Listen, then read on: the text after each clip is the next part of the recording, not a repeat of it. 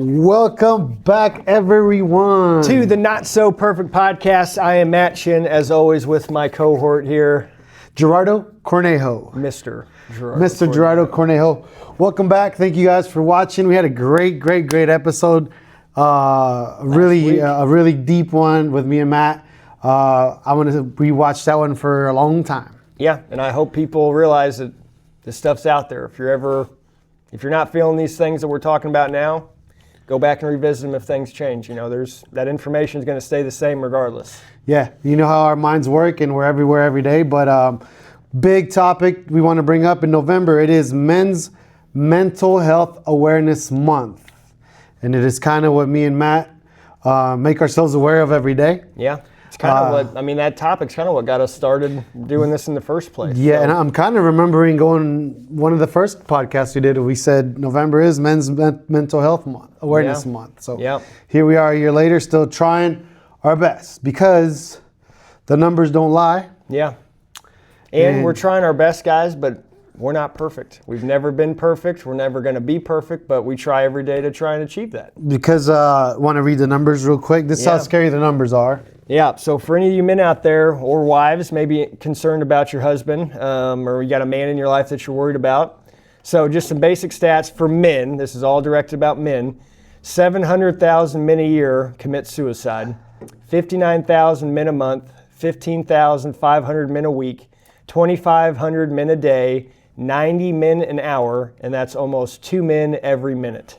So November is Men's Mental Health Awareness Month. So important stats not to overlook. Yeah, we even went to see the demographics and all that stuff. What was kind of the things you saw? We just asked for the men's statistics in the United States, and it said basically broke it down into everything and ratios of based on 100,000 people or 100,000 men. So men are, I guess we should say, what did they say? Non-Hispanic white men have the highest rate of suicide per 100,000, and it was at 25. It was over 25% of the 100,000. So 25, I think, 0.3 per 100,000 non-Hispanic white men, and you compare that to the black population. That population is 14.5 suicides per 100,000. So the non-Hispanic white man is about 10% higher risk to lean into those ideations. 1 out of every 4, pretty much what it boils into. Pretty much, yeah. Yeah, and there's another thing I read that you do not want to die. Fellas, you do not want to die. Do not take your life. Don't take your life. There's just that part of you that is asking to die. That one thing you can't get out of your head. That one problem you can't get rid of. That rock in your shoe. That you think it's impossible, and it's not impossible. Everyone's gone through it. Billions of people thinking about that, and the ego death is what Matt talks about. Kind of goes towards that. Yeah. So we watched a Peter Crone video that was him discussing suicidal ideations. I think was the head of the post, but. The way he was saying it reminded me of what I consider the many ego deaths I've had since really I got sober. But, I consider that ego death and those suicidal ideations, if you've got your brain as a pie chart and you got 100% availability, let's say that 5% of your brain that's just on repeat telling you how worthless you are, how miserable you are, how much of a failure you are, how much you need to just end everything. The way Peter was talking about it he was talking about it more along the lines of that's just a very small percentage of your brain, but it's just on repeat all the time. It feels like 99%. It feels like it's 100% of your brain, but it's a very small percentage. And it just clicked with me because to me, like I said, it reminded me of the ego deaths I've had to kind of level up, in this journey that I've had the last 6+ years. And every time I've had that ego death, as scary as it might seem, because you get that weird kind of gut feeling whenever you're going through it, and it's kind of, but with that gut feeling, it's your gut's kind of telling you something that almost needed to happen, that my brain couldn't convince me of, but my gut did, so whenever I got those feelings along the way, I would lean into my gut and, whether it was scary or whether it was, unknown or just not knowing what to expect. Every time I went through an ego death, I came out on the other side so much better, because that old part of me that I was still clinging on to, that I couldn't let go of, it's now gone. And I never have to worry about that unless I choose to do so. And it was just a small piece of the pie. Yeah. I've had so many of these ego deaths along the way, and it's, it starts with getting over some past relationships that I was hung up on. That took a full probably 2 years of me being sober before I had that ego death and was able to overcome and get past all that crap and kind of get through on the other side. Years. Yeah. And, so there's multiple ego deaths I can speak on that I've had just in the last 6.5 years. So, if I believed that it was that ego death was taking up 100% of my brain, how am I able to have another one and then another one and then another one? So just kind of circling back to what Gerardo was talking about, it's just a small part of your brain that thinks that you are worthless, that thinks that you're not doing any good here. You're not benefiting anybody by being on this earth. And just hearing him talk about it, those were the stages I was going through in early sobriety. And even before I got sober, like when I was at the lowest of lows, like I told you guys before, like I've never made a plan to take my life, but everything Peter was saying, I did not feel like I had any self-worth. I didn't feel like I was benefiting anybody or anything around me. I didn't feel like there was any other way out. I didn't feel like I was ever meeting the expectations that people had on me. And the funny thing is I was the one setting those expectations. Nobody else was. This is just my perceived idea of what I needed to be for other people, as opposed to just being me. Yeah. And being okay being me. And knowing I'm not perfect, and knowing I'm not going to live up to every expectation that you have or that anybody really has of me. And nowadays I have that feeling of just not worrying about what other people think. Like that is not, because that used to occupy all my time, trying to make everybody happy, and all I was doing was making myself more miserable. So just kind of circling back to that, that was another ego death I had. It was just the day that I realized that what other people think about me is irrelevant, and that was so freeing, because that was like the first one I had in the journey, and you can't even look at people in the eye when you're worried about that. No, you don't have, I was focusing on me for the first time in my life. It was 100% on getting me better, before I could do any of these other things. I needed to get my mind right, my body right, my, spirituality right. I needed to get all these things in order because, it's that old saying, whenever the air masks come down in the airplane, you got to put yours on first, because if you're passed out or unconscious, you can't really help your kids, your wife, or whoever else is sitting around you to do that stuff. And I know it gets old and kind of long in the tooth, but it's true, and I'm living proof of it. And then with all of that, the quote that Peter Crone said, the one that just answers everything, is let go of the story that is currently suffocating the life you are. Let go of the story that is currently suffocating the life you are. And that's all it is. It's just a story. It's just a mindset. Yeah. And you will need help to let it go. You will need conversations to help let it go. And it's pick somebody. You just someone. Just start there. It don't have to be the perfect person or a therapist or somebody that knows it all. Yeah. Well, and the biggest thing that just with what you said there was, this is not a lone wolf project. Like if you're in any kind of phase of this, the things we've described, the things we've talked about, if you're in any phase of that, whether it be early or if you're deep in it or you're really having a hard time, this is not something you can figure out on your own, and that's one of the big things I had to do, was take that leap of faith and trusting help from others, because I was a lone wolf my whole life. That's the way I just lived. It's the way I went through and did things. It's the way I handled business. It's the way I handled work. It's the way I handled my personal relationships, my family life. And all it did was make things worse. It just kept everybody more than an arm's length away from me, because I couldn't do it by myself. And I kept, that's how stubborn I was. You have to get it out of here. You have to get it out of here. The day I started asking for help in all aspects of my life, it got significantly easier instantaneously, and you can go back and listen to past podcasts. I've talked about different examples in the treatment court and beating myself up, and all I had to do was ask, and she's like, well, how about instead of this meeting you can't make that you're killing yourself over, just go Tuesday at 5. And it's like, All I had to do was ask. I spent a week thinking about that. Oh, All I had to do was ask. Months. Yeah, that's how crazy I still was, even being sober. Like, your brain doesn't get fixed just because you sit down the sauce. You got to sit down the sauce, and then you got to start doing a shit ton of internal reflection on everything that's led you to this point. And it's very uncomfortable, and it's very hard, but the grass on the other side of that fence, guys, I can tell you personally, is so much greener, and it's greater because I've got a life now that I love, I appreciate, and I get to enjoy. Yeah. Wake up excited every day. We appreciate that. Another we love chance. That. We love to that. be better than yesterday. And Carlos loves that. Absolutely. And to finish off this conversation, back to saying when you stop caring what people think, another Peter Crown quote. He's on fire right now, or at least on my brain algo. today, and my algorithm today.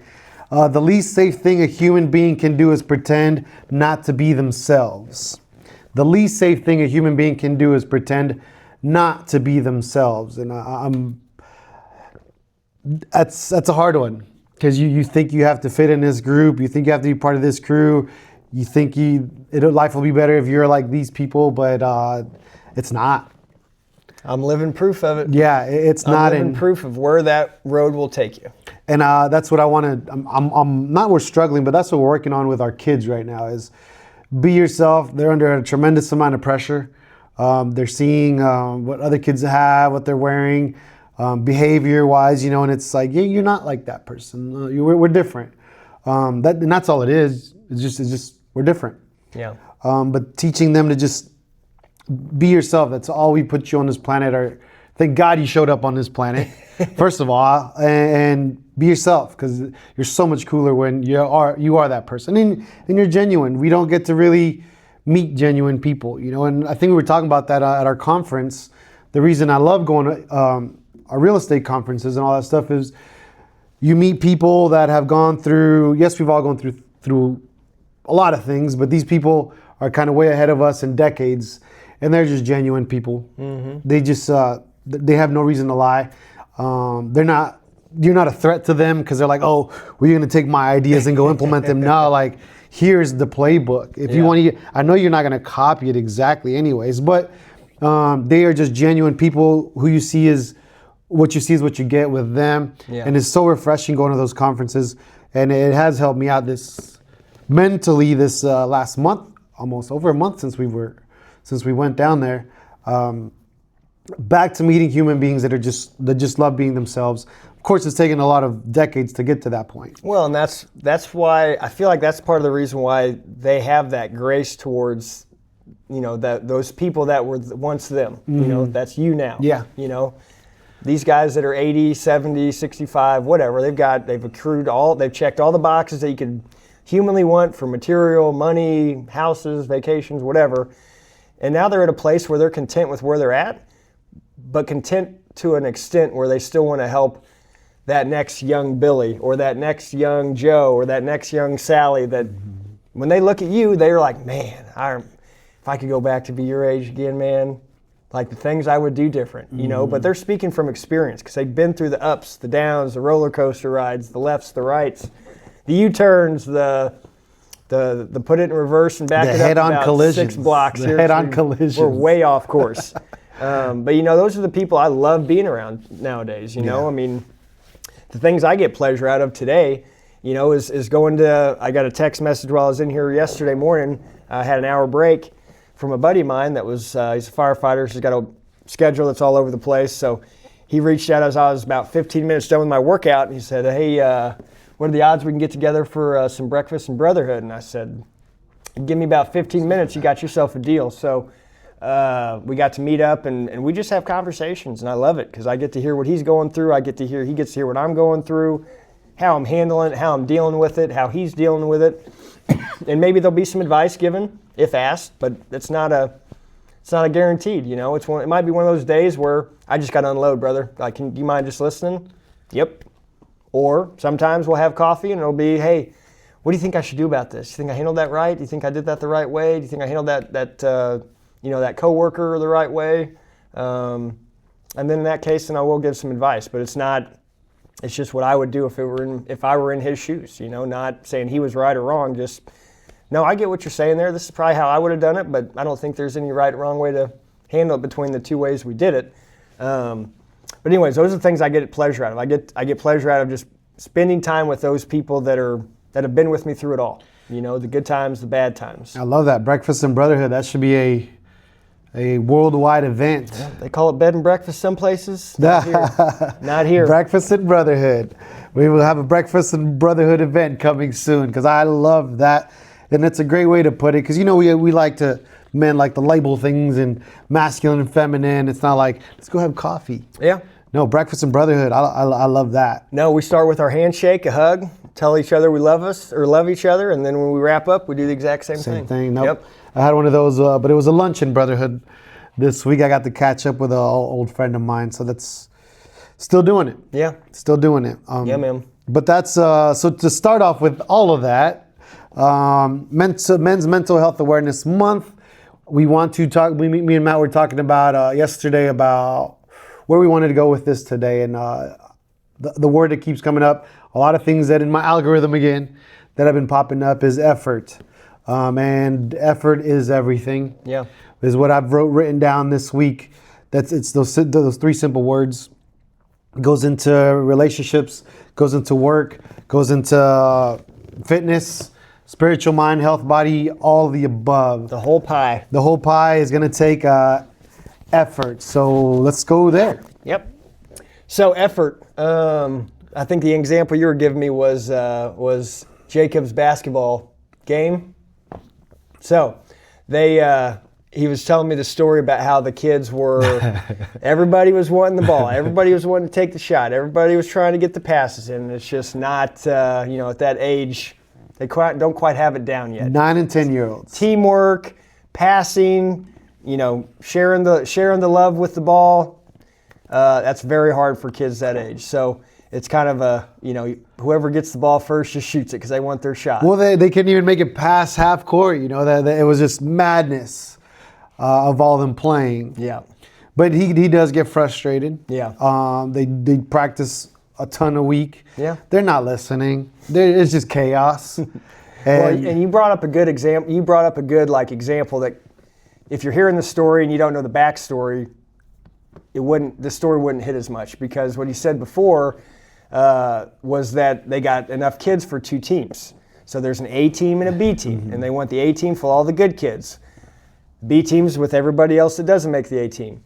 But the A team, they're still bickering about the recess basketball pickup game they had with no referees and somebody may have elbowed somebody somebody fouled a lot of emotion me. On the A team. A lot of alphas they put all the alphas on one team. Yeah. And we get to see it, and I get to see the frustration in Jacob's face, but the goal is to just don't quit. Don't quit on your teammates. You have to help them get better. Yeah. Don't quit, don't ever quit. They were getting beat up, and then he gets the ball at the three-point line. We're talking about 9, 10-year-olds. They're not allowed to shoot. It's like half court to them. Yeah. And Jacob just goes, whoa, full stretch. And the coaches are like, what are you doing? Like, I'm seeing it in slow motion. And swoosh. Don't shoot the shot. Pass it. Never mind. He swishes it, and he runs back with swagger. Kind of like a Jacob I told you so thing. His confidence, I love it. You want to kind of feed a little bit of that, going to it. But then he was able to, all right, the team got some momentum going. And they went from 0 to 9 points. They didn't get killed or anything. So it was, he didn't quit, but the effort didn't stop. The effort didn't stop at fighting with your buddy because he gave you a bad pass. Yeah, and we kind of, and as you said that, it kind of reminded me of what my parents have been doing just with my nephews and stuff since they've been growing up is, whenever they talk, because we'll go watch sporting events of theirs and, all this stuff. And they're always very, very precise when they compliment the nephews or the grandkids on their effort. It's never about you're so talented, you're so gifted. It's all about you're the hardest worker out there. You're working so hard. It's all about instilling that hard work and that work routine and that ethic of a great work ethic. Never going to quit, always going to give 110% effort, and those are the things you got to look at. It's not putting them in the mindset of, man, everyone I'm talking to says I'm so great and that I'm so good. And usually when that happens is that foot on the pedal lessens and lessens and lessens because it gets to that point where they start believing what everybody's telling them. Well, if I'm as good as everybody says, why don't you go to practice? Dad, let's just go hang out at the house and watch a movie, you know? And so my parents are very, deliberate in making sure it's always about the effort put into the task. You know, if it's shitty effort, you're probably going to get a shitty result, And the effort is important because there's levels of effort. You can do 1% effort, you can do 100% effort, and then there's everything in between.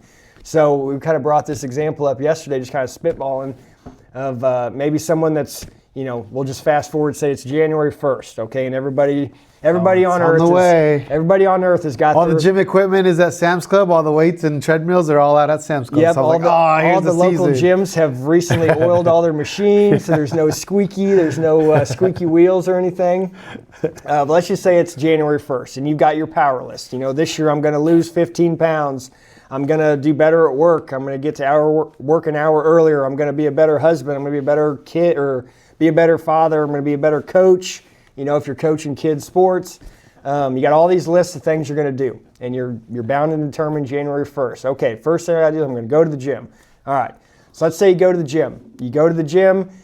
Let's say you're not really feeling that day, and you just spend an hour there, but you spent 40 minutes on a foam roller, 10 minutes on social media while you're sitting on the foam roller, and then you shower and you go to work. How would you perceive your effort of that day? Strong, quite strong, not very strong? So just the fact that you're checking these boxes, well, I went to the gym, I've been doing this for 6 months and I haven't lost any weight. Well, what are you doing when you're there? Mm-hmm. Well, I'm stretching and, a lot of stretching and checking up on my social media stuff while I'm stretching. And I posted twice. Yeah, I put 2 posts, just accountability posts that I was at the gym, It's like, okay, maybe we stop worrying about what everybody else is wondering what you're doing, because nobody is, because it's 5 a.m. Everybody's got their own shit they're doing. It's January 1. Everybody's going to be at the gym. Everybody's got their home equipment ready to roll. So instead of you trying to let everybody know how great you're doing, put the phone down and just do the work. If you're losing weight, people at work are going to notice, damn, you look like you're losing weight. Looks like those pants are fitting a little bit better. Looks like your shirt's fitting a little bit better, You'll get the compliments, but you have to earn them. You're not going to get them earned by posting a picture that you're here and the scale's still staying the same 6 months later. And I've never seen any of Matt's clients post while they were working out. It's not allowed. Not allowed. It's usually at the end they're too tired to even post. Yeah. They just went to the ring. And this time of year, everybody comes in cold, so they got a coat or a sweatshirt or whatever. They leave, they're sweating, so they always leave their coat or their hoodie or whatever. So I got to stop everybody about halfway as the garage door's dropping. Like I got to slip my foot under the door to catch it so it'll go back up. Wait! Check Lost and Found section if you're missing something from Downtown Fitness. Yeah, well, I'm OCD, so I don't like people leaving stuff here that's not mine. So, but no, so it's just one of those things. It's if let's just say, for example, if somebody comes in here and works out with me and they've got to post every 15 minutes or 10 minutes or whatever, you're cutting out probably half to 20 minutes of that workout. And percentage-wise, that's 30% of the workout. If you're going to pay me, that's not allowed. Yeah. Like, that's not how I get people results. That's not how people get the results they're looking for. That's not how people check boxes of goals they're looking to hit when they come in here. And again, all that's doing is just letting everybody else know how great you're doing. When right now, that is not important. Because if you're doing all the things you need to be doing, you'll get the compliments without social media, Just with those people that you see on a daily basis in your community, whether it be coworkers or spouse, family, friends, whoever. Like, those are the people that matter. Those are the ones you can physically touch. Oh, you're a real person. Cool. You're not a chatbot from Uganda or something crazy. Not a mask. This is real. This is a real baby face. I mean, it's clean shaven, son. But how you do one thing is how you do everything is pretty much what we boiled it down to. Look at the effort you put into drinking. You were one of the best drinkers. MVP. In the area. Guaranteed he was going to go all out at the 100% effort every day. There was no one that was going to try harder than me, which is part of the problem. As soon as you woke up. But of course, the results, you have to pay for the results. But now it's Well, hey, I got exactly what I paid for. Yeah. That's the life you're signing up for. If you want to be the party boy and the one that's at all the things and's never missed an event or never missed out on a night out with the boys or whatever. That's what you're signing up for. Take it from me. Yeah. Don't do that to yourselves. Don't put yourself in that prison. Yeah. And I mean, it's hard going 100% on everything too, on every mind, spirit, body, whatever you want to focus on. It's very hard because we'll start the diets, but the workouts get tiring, so those slow down. Or you're killing the workout, but then you're starving because your muscles need more protein. Let's say you're killing it in the gym, and guess what we got coming up next week? Thanksgiving. Yeah, and then what's up a month later? Christmas. So, even though you might be killing it in the gym, your calories come into count. Yeah. You know, what kind of calories? Is it mashed potatoes and gravy, or is it pot roast and turkey? You know what I mean? You can still eat healthy, but not saying you got to be perfect. But again, don't use if you're putting in all this effort to hit these gains, whether it be losing weight, getting stronger, or combination of the two, whatever that is, you just got to think everything you're putting in your body can either work against you or work with you. Yeah. You know? You don't put any sugar in your gas tank. Yeah, well, and I was telling the story about this kid from that just started back up with me about 3 weeks ago. I worked with him quite a bit during the summer, him and his dad, and he came in here. He was going to be a freshman at Mizzou, and he was 250 plus pounds. He stopped weighing himself after 8th grade because he was already 250 pounds. And so we worked, and we got his work ethic and just his mindset, and just explaining to him about input versus output, what you're putting in your body versus what you're doing for exercise and your diet and all that. And he reached back out to me about 3 weeks ago, and he said, hey, I'd like to get back in with you. I said, that's great. I got a couple of people that are around your age, a little bit older, but closer to your age. It'll be a little bit more comfortable to work out with.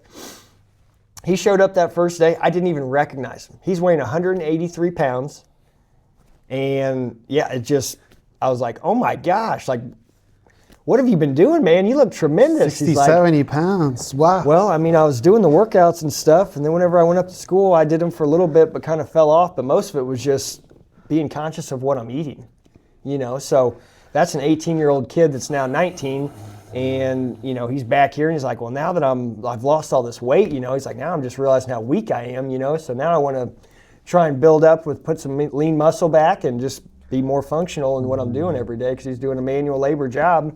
And he's enjoying it, but he just, the stronger I am, the easier this job's going to get, because it's, manual labor. Wow. So, how old is he? He's 19. 19. Yeah.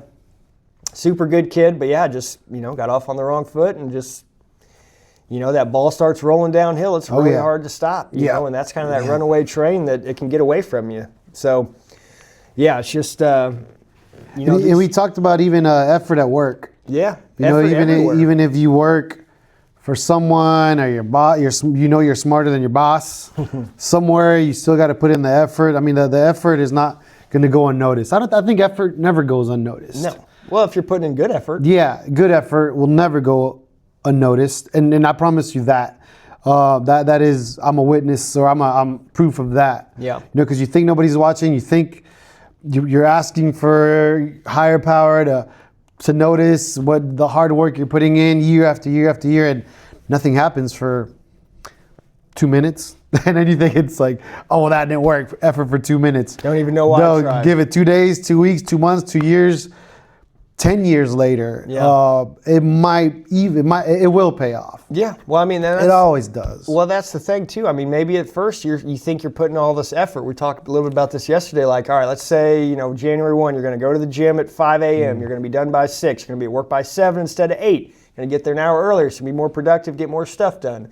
That 7 to 8 before the phones start ringing, maybe you can knock out 30 tasks that would otherwise take you half of the day, But let's say that's your goal moving in, and let's say you get to the gym, you stretch, you foam roll, you get on social media, you do all that stuff, you get done with that, you go to work, you're there an hour earlier, you're looking at emails, then you're back on social media, then you're watching a couple YouTube videos, And again, after maybe a month of that, it's like, man, I've been coming an hour earlier every day, and the boss hasn't even said a word.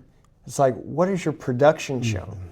Can he look at the numbers and be like, well, Bill's been coming an hour early, and look, he's got 40 more sales than you guys all do every week, Or if it's, well, Bill's coming an hour earlier, His numbers are the same, doesn't look like he's, he says he's doing all this stuff, but maybe that person's effort, maybe you think that's the most effort you can put in until you realize, oh, well, Sally's coming in here an hour and a half earlier than me. Like, okay, well, and again, it's just, there's levels of effort. And if you've never been coached or kind of put in that maximum effort campaign where you know what maximum effort feels like, you're going to have to learn. It's going to be a stepping stone. Like, well, I thought I was doing a lot, but it turns out I've actually got to pick up the phone while I'm here an hour earlier and get some of that stuff done. And, and it turns out, if I get these reports done at 5 o'clock instead of waiting until the next day in the morning, that's more time you have in the morning to make more calls or to make more whatever it is you're doing every day. But, even if it doesn't work at first, don't quit. Just keep trying harder. Keep trying harder, and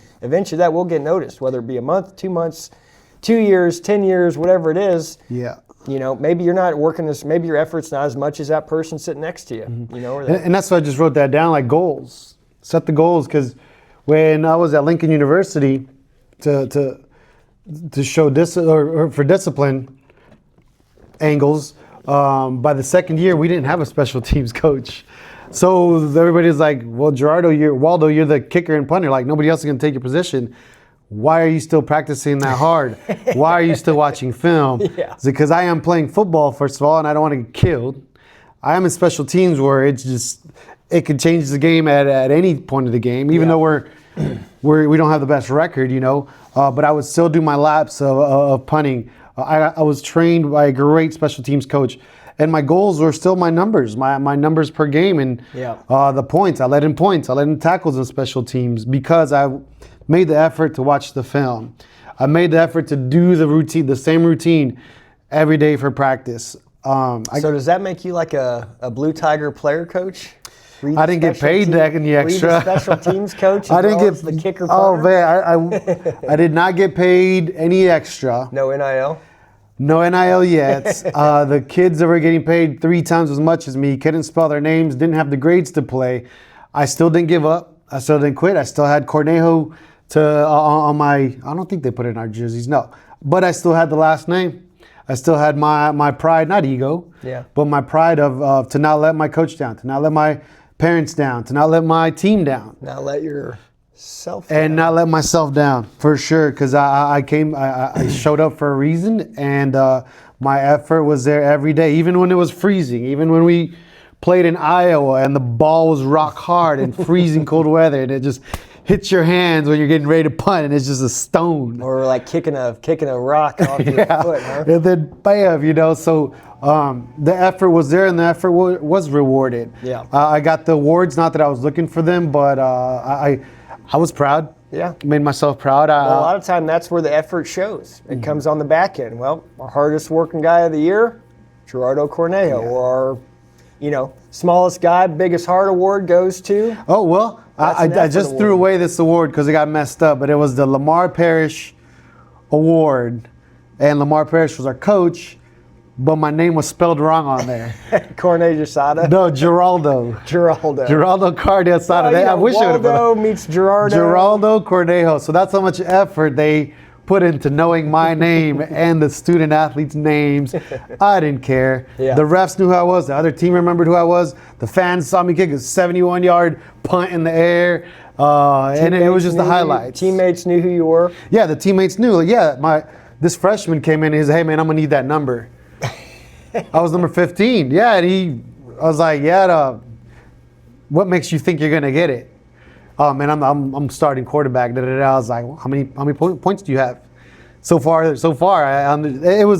I'll never forget it. But I've never stood up for myself so much because, of course, it was starting quarterback, 6 foot tall from Florida, and I'm like, you haven't done anything here.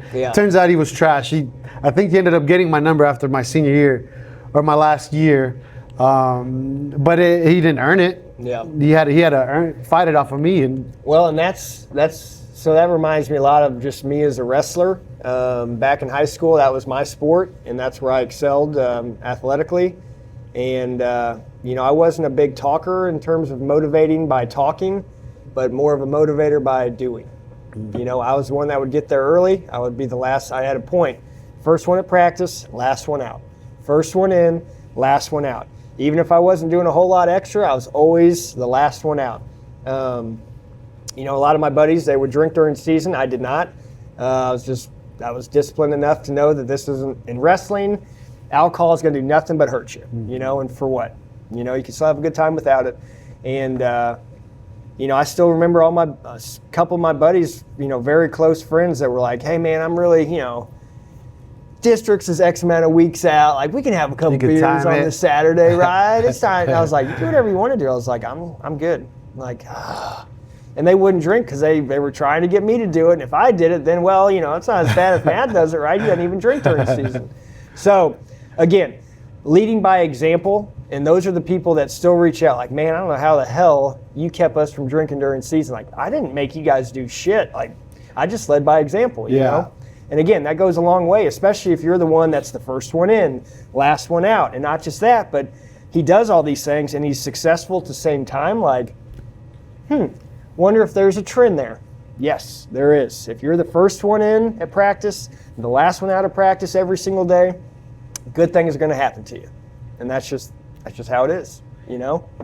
And I asked you yesterday too, because of that discipline, I'm like, so do you like look at your abs every day and just like, do you have a name for all 8 of your abs that Matt has? He's like, there's days that go by where he's like, I don't even look at him. So should I put the effort into getting a 6-pack, but I'm just going to forget it's there? Well, that's just me. You don't compare yourself to me. You wouldn't want to spend 5 minutes inside this head. But no, it's just, I mean, again, I've said this on the podcast before. You can go back and listen to past episodes and podcasts. What I do every day, day in, day out, is for no other reason than for my mental health. You know, what you look like is a secondary benefactor of what I have to do to keep my sanity, you know, every day. And men, what effort do you put in daily for your mental health? Yeah. I mean, you just said that question.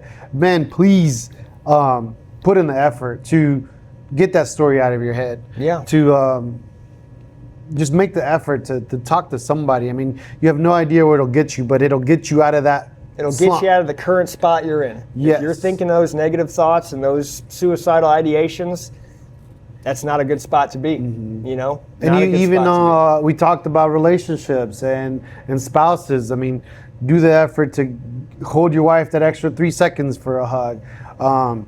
Make the effort to go randomly surprise her with flowers. If she even cares about flowers, you know, they don't ask for them, but they love flowers. Yeah. Let me tell you that. They do feel, it works. Yeah. Letting them know that you put in the effort of thinking of them and surprising them. Yeah. And it's just the small things. Well, and if you're stuck in that position where you're just in that routine of just negative self-talk and just the suicidal ideations, no one's going to come in and step in and do stuff for you. You know, it's going to take effort on your behalf to get off the couch. And even if it's just going and walking on the treadmill for a half hour, just get yourself in a different mindset. Because if you stay on that couch and keep thinking that stuff and keep watching the next Netflix documentary on the chaos murders of whatever it is, like, you're going to stay in that cycle until you do something about it, you know? And maybe that's picking up the phone and calling a buddy. Maybe that's picking up the phone and calling a loved one, you know, a family member, whatever it is. If you keep staying where you're at expecting something to change, it's not. And again, just for reiteration, the definition of insanity is doing the same thing over and over expecting a different result. I am a perfect example of that because I stayed in that lane for a large part of my life, and it led me nowhere good. I got exactly what I paid for, exactly what I asked for, and I was miserable, suicidal, and not caring whether I was here or not here. So, take it from me. Do not fall down that road. And if you think that you can do it better than me, God, I hope you have a change of heart ASAP, because stats show that is a false sense of whatever it is you've got in your head, that you can do it better than everybody else that's failed at this and had to come through on the other side sober, you know. And the friends we've lost to suicide, what do we say we didn't know? No idea. We had no idea. They never brought it up. They never talked about it. They never made the effort to just, hey man, I got this fucked up thought in my head. Yeah. Oh, well, let's start there. Yeah. Let's let's have a drink and talk about it.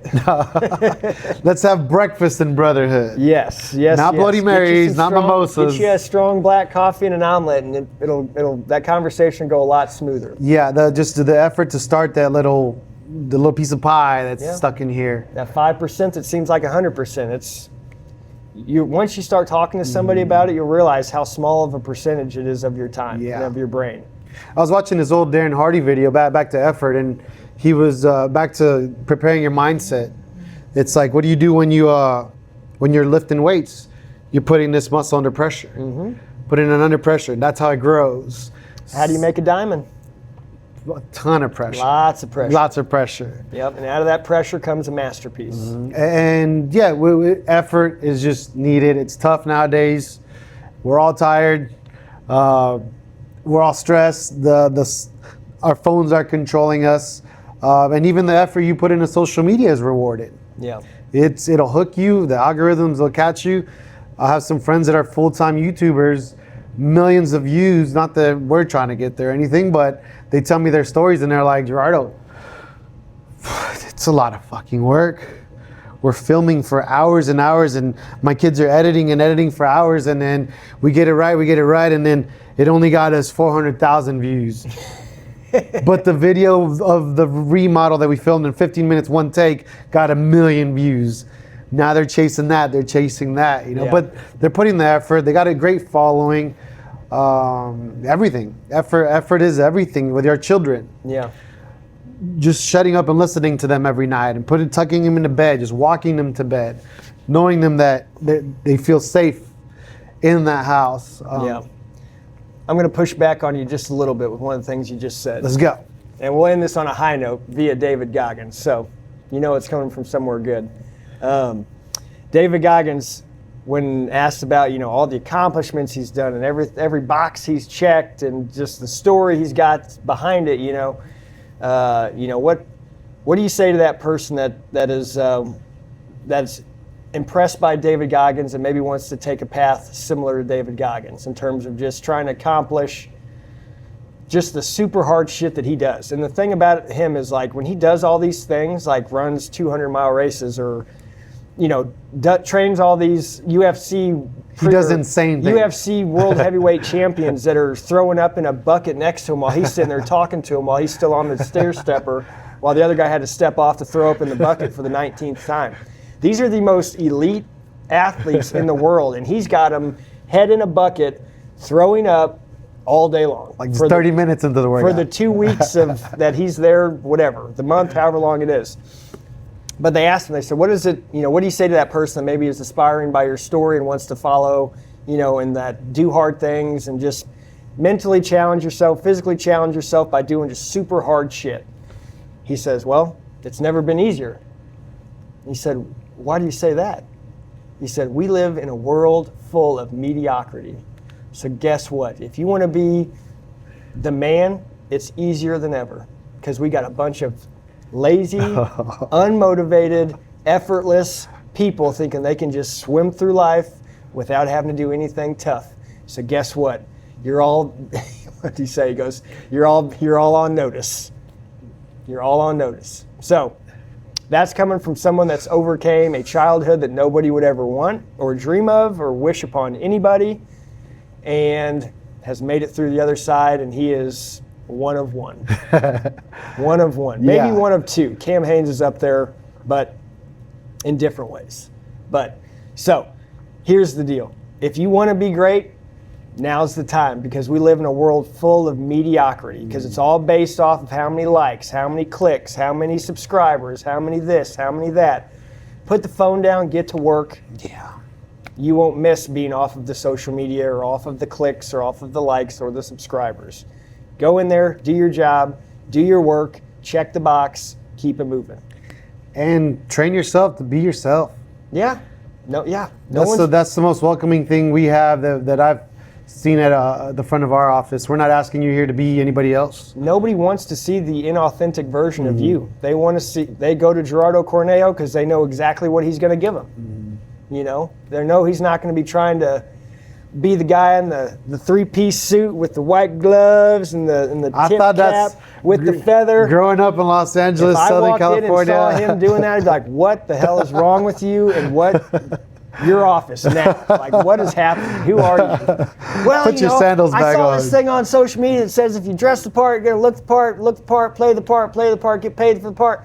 It's like, Gerardo, that is not why anybody walks into this building to see you in a 3-piece suit. Like, no. It's to see you do your work. Yeah. I want to see you thrive in your area. You know? And I wrote that, what you said, if you're going to pay me, that is not allowed. So that's one thing I'm going to work on out there, because we do have to tell our clients, hey, if you're going to pay me, if you're going to hire me, this is what we're not going to do. Yeah. This is what you're not allowed to do. And I love that you said that, because it's part of what I've grown, my reputation, and my principles that I still believe in. Yeah. Over there. Well, and those are the same things that have helped me be as successful as I am here. Yeah. You sign up for Downtown Fitness and Matt, you're signing up for results. Yeah. And I have a strict policy where it's like, look, I'm going to remind you of our workouts, but whenever you're supposed to be giving me a schedule from week to week on when you can work out, I'm not going to be knocking on your door if you don't send that to me. Mm-hmm. Like, that shows me all that I need to know. If you're not responding to me with what days you're available for the upcoming week, that's showing me your effort. That's showing me how important this is to you. And unfortunately, it's just like everything. It's a numbers game. Not everybody makes it. Yeah. Or some people, they come, they realize how hard it is, and they take a break, and then they kind of got to revamp their brain, their mental, get themselves actually mentally prepared for what they're signing up for. Yeah. And some people come back, some people don't. But I don't accept, I'm not going to babysit you through this process. Like, if this is not something that that's not allowed. If this is not something that you want to do, I can't do it for you. Mm-hmm. Like, I can give you the path and I can give you all the tools to do it, but I can't hold your hand every step of the way. You're going to have to take some steps and do some things on your own that aren't going to be super fun. They're not going to have me standing over you. You're going to have to do them on your own time. Yeah. And these are simple things, and it's not a lot. It's 30 minutes here. It's 20 minutes there. How much free time do you have today? Cool. I'll develop a 15-minute workout where you'll be exhausted in 15 minutes, There's always amount of time where you can do something, Even if you tell me you got 5 minutes, do 5 minutes of burpees and see how sweaty you are when you're done. 5 minutes. You're going to feel like you ran 10 miles. That's like less than 1% of your day. What does that boil down to? Not much. Not much. Not much, but if you're doing 1 minute burpees, 5 minutes of burpees is going to seem like an eternity. So there's always time to get something in. So when people say, I don't have the time, that's 100% horse shit. Because if it was important to you, you'd make it a priority. If it was a priority, you'd make it happen. Effort is everything. 1% a day more effort will compound. And you'll be better than yesterday. 65% a year. You'll be better than yesterday. Absolutely. And if you've made it to this part of the video, thank you guys. We really, really appreciate you hearing us out. We're trying to get this message. We're trying to communicate as far out as we can, not just the people that come in through our doors or we see every day, but we're trying to get this message out. Yeah, and if you know, and this isn't just for the people listening. These are, for the people that are struggling that are listening. If you know someone that is struggling, send them this video. Send them our page. Mm-hmm. Let them take a look. 'Cause we've got so many different topics about, more of a men's standpoint, but we've had our female appreciation days as well. But we just speak from what we know. Mm-hmm. And as men, we've been men our whole life, so that's what we know. And we're not perfect. No. We're not expecting you to be either. Check the title of the podcast, guys. It tells you a lot about who we are as people. We're not perfect. We try to be. We fail a lot, but we keep coming back. Yeah. Trying to be better than yesterday. And if you don't follow the Capital City Race, I am going to put the link on there because this is going to be the best one ever yet. Hell yeah. So not applications, enrollment or what registration. Registration is now open for your Mother's Day plans for Saturday, of 2026. May 9th, 2026. That's Mother's Day weekend, Saturday morning. And a lot of moms I know, that's their Mother's Day gift from their family. They want everybody to get together, do something productive, do something physical, do something challenging, and then they got the rest of their weekend to wine and dine mom. You're definitely going to want to get her one of these shirts for this year's race. Shirts are going to be awesome. They're always awesome, but they're going to be super awesome this year. Effort is everything. Thank you guys for watching the Not So Perfect podcast. Matt Chinn. Love you, brother. Love you too, sir. Thank you guys for watching. Peace. Till next time.